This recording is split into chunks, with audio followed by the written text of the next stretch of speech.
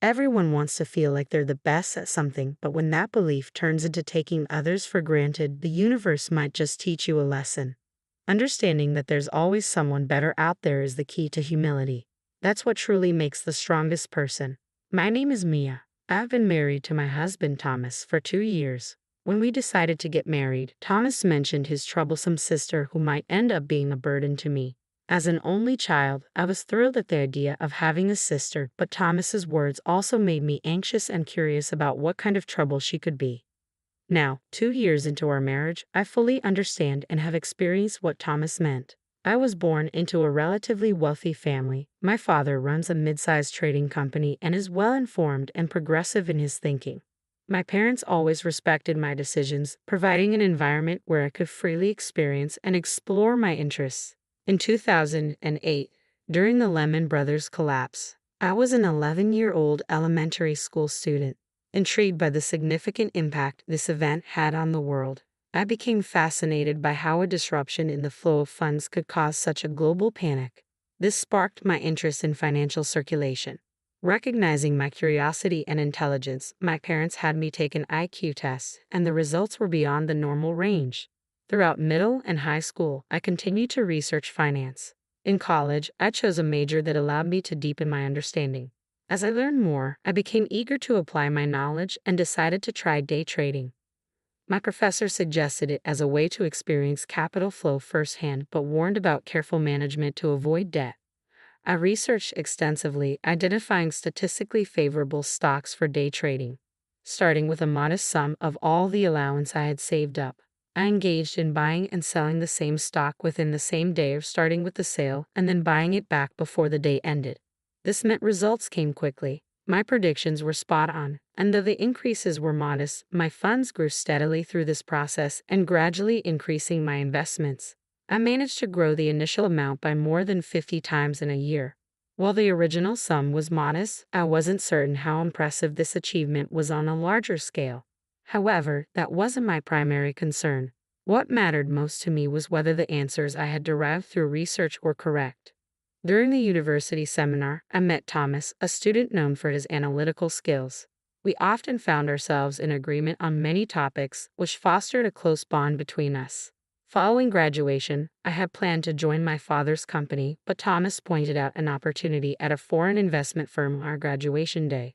At the subsequent celebration, Thomas confessed his feelings for me, and I immediately accepted. His intelligence was comforting, and his understanding nature put me at ease. As we embarked on our respective career paths, our relationship strengthened.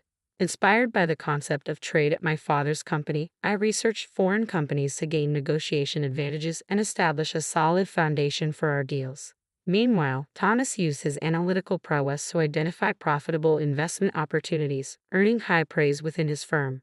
Despite our busy schedules, we prioritized dates, refreshing each other before diving back into work.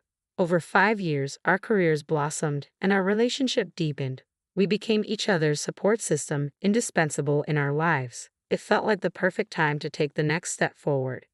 I want to spend the rest of my life with you, Mia. Will you marry me? Thomas's proposal was met with an immediate and wholehearted acceptance from me. I couldn't wait to begin our life together. During the family meeting, Thomas hesitated before sharing something important. There's something about my sister Alice that you should know. He started cautiously. She's a bit difficult and might cause you some discomfort or inconvenience. Alice, Thomas's younger sister by 2 years, was known to be challenging. From a young age, she had been exceptionally bright, even more so than Thomas, who himself was considered a prodigy. This dynamic made them a notably remarkable pair in their neighborhood. As Alice grew older, her intelligence sometimes translated into a sense of superiority, viewing others as foolish and often looking down even on Thomas. This competitive spirit led her to enroll in a different but equally prestigious university, always boasting that hers was superior to Thomas's choice. In her career, she joined a rival investment and consulting firm, claiming mastery in investment strategies. However, Alice's attitude of superiority left her without close friends and seemingly without a significant other, harboring insecurities behind a brave facade. She believed no man was good enough for her, always striving to prove herself stronger than anyone else. Thomas worried that our engagement might bruise Alice's pride further, knowing her constant need to compete with him. He feared how she might react and was concerned about her attempt to assert dominance. I tried to reassure Thomas with a light-hearted "it's okay," but his worries seemed unending, leaving me even more curious about his intense sister. I finally met the infamous Alice at a family meeting. Her sharp, intelligent beauty was unmistakable, though she exuded a cold demeanor. I wasn't sure if that was just her nature or my own preconceived notions. Thomas's parents were kind and humorous, which put me at ease about getting along with them. Apart from the initial greeting, Alice remained silent, simply eating her meal while watching me, as if assessing me. After the meeting, as everyone was leaving, Alice pulled me aside. "I wondered what kind of person you would be, but you're nothing special, are you?" she remarked coolly. "Just a girl who got a job at her parents' company and is probably slacking off." Stunned, I didn't know how to respond. She continued, "I move large amounts of money and make significant profits. I'm on a completely different level than you. Thomas, settling for someone like you is disappointing. Today's lesson is realizing how much you don't measure up to my standard." With that, Alice left the room, leaving me standing there. When Thomas returned and noticed I hadn't left with Alice, he looked concerned and asked if something had happened. I brushed it off with a laugh, saying it was just a minor jab. He apologized for Alice's rudeness, but I assured him it didn't bother me, though I wondered what would happen the next time we met. Strangely, I found myself looking forward to the wedding. "That'll be interesting," I remarked to Thomas, surprising him. Our wedding was a grand affair, attended by family, friends, and colleagues from both sides. Thomas and I declared our eternal love and enjoyed a wonderful time with our guests. Throughout the event, Alice appeared grumpy and irritated from the start. I had heard from Thomas that Alice had neither friends nor a romantic partner, so I could somewhat understand her feelings, which I found slightly amusing.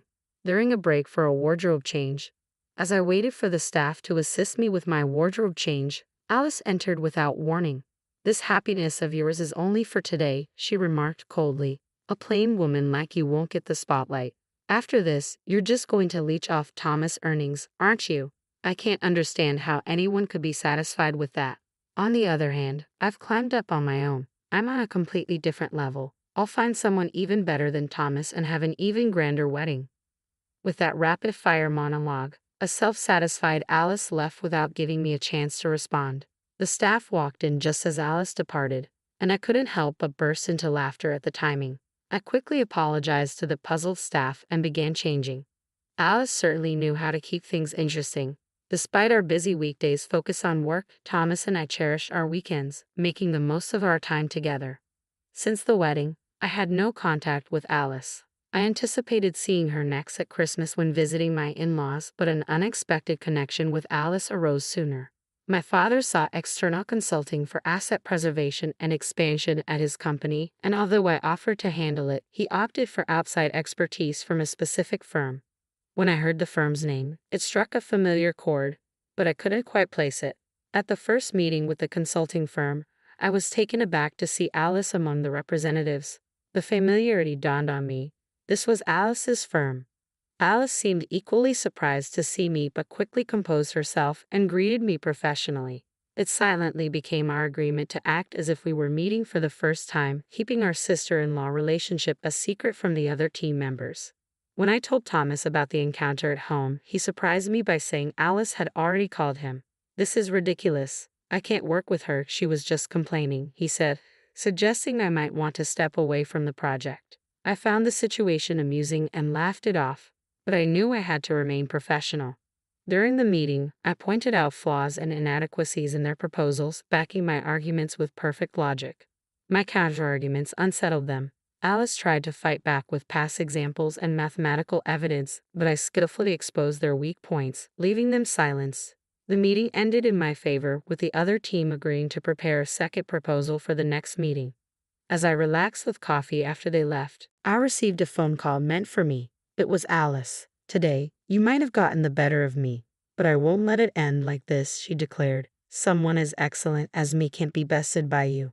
You're just running wild, carrying everything on your own, Mia." Amused, I replied calmly, "Alice, you need to rely on your colleagues and work together to make progress." "What gives you the right to lecture me?" she snapped. "I don't need guidance from someone like you." With that parting shot, she hung up. I burst out laughing, still holding the phone, drawing curious glances from nearby colleagues. From then on, I took full control of the meetings. Their teams scrambled to respond to my points, often finding themselves in a defensive position. Alice tried desperately for a comeback, but always fell short. Her frustration was plainly visible, though she managed to maintain her composure. Reflecting on this with Thomas later, he mentioned, "Alice has never been outdone by anyone before. Plus, Mom told me Alice found out that a guy she liked already had a girlfriend and got rejected before even confessing. That's probably adding to her irritation." I couldn't help but let out a surprised "huh" and stifle my laughter as the consulting project finally concluded successfully. The opposing team leader thanked us, expressing how much they had learned, and we all dispersed. As everyone left, Alice and I ended up alone. "I'm not satisfied with how things went. I'll make sure to get the better of you next time," Alice declared, her tone sharp. "Just so you know, I'm more excellent. I even bought a tower mansion at my age. Only someone as outstanding as me could afford a brand new tower mansion." Alice had made waves as an investor and had managed to earn enough for such a purchase. "We'll toast among the elites," looking down on the commoners below. "You, as one of those ordinary people, should just look up and despair," she added, leaving after her piece, as usual. Thomas confirmed that Alice's claims were true. She had indeed found success as an investor and recently purchased a tower mansion to live in on her own. Alice was undeniably talented, and such an achievement was well within her reach. While luck played a part, I genuinely wanted to congratulate her. A few days later, during the weekend, I had business at a tower mansion. As I stopped at a mid-level floor, a door opened, and to my surprise, the resident stepping out was Alice. We locked eyes and both exclaimed in surprise. "Why are you here? If you're not invited to the party, did you come to clean?" I blurted out. Alice chuckled. "It seems today is the day of my celebrity home party, but no, not at all. I'm here to deliver something to an acquaintance on this floor." "You have an acquaintance here? And you came down from where?" I asked, puzzled. "My home is on the top floor of this mansion. Naturally, I had to come down," Alice explained matter-of-factly. "But you and Thomas live in a single-story house, don't you?" "How can you have a home here?" I countered, bewildered. "Thomas can't handle heights. That's why our house is single-story," Alice replied calmly. "This place is my office and workshop." "Your workshop is on the top floor of a tower mansion. Don't joke like that," I said incredulously.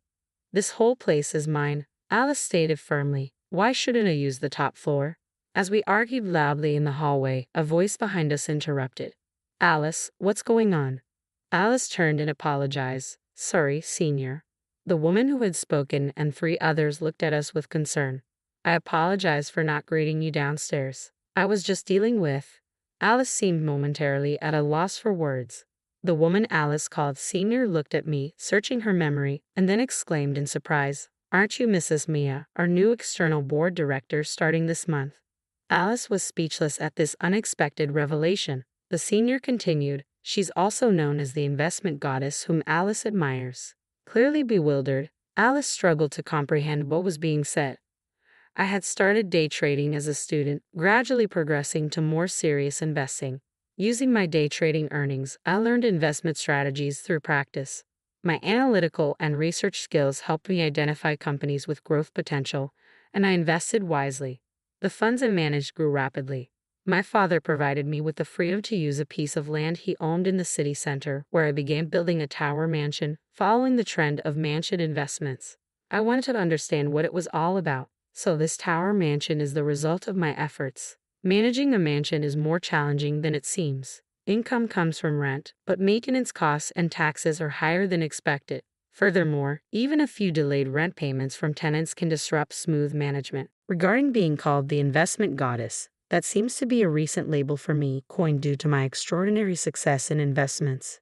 Hearing that Alice admired me was a surprise. Alice was too stunned to keep up with the unfolding situation. "That's why my room is on the top floor here," I explained. "I own a significant share of your company, which made me a board director." Alice was overwhelmed by this unexpected turn of events. Moreover, Alice, while extremely talented, has a poor reputation regarding teamwork and attitude towards colleagues. If she can improve, she can continue in her current role. Alice was already reeling from this harsh reality, kneeling and collapsing on the floor. Later, Thomas told me that Alice, once a fierce wolf, had become a small dog. It seemed she finally understood that there's always someone above her. I had never really paid much attention to Alice's antics, knowing we were on different levels. But looking back, I do feel a bit guilty for finding it all so amusing. Reflecting on my previous attitude, I realize I still have a lot to learn. Alice, having stepped back from the limelight, now faces reduced income and a string of losses in investments. Her ability to pay rent for the Tower Mansion apartment is increasingly compromised. I'm considering issuing an eviction notice if the rent arrears continue for another 2 months. People's abilities vary, and even similar skills can differ in levels. Alice has become a lesson for me to never underestimate anyone and to treat others with respect. Thomas apologized for not being more involved in these events, but it's not his responsibility at all. His concern shows his good nature, and I love him all the more for it. My current hope is to start a family with Thomas soon. I can't wait to enjoy life as a family of 3. If Alice changes her mindset and broadens her perspective, she'll surely find friends and a partner soon. One night, I had a dream of a family of 3, but by the end of next year, we'd be a family of 5 with triplets. I woke up sweating but couldn't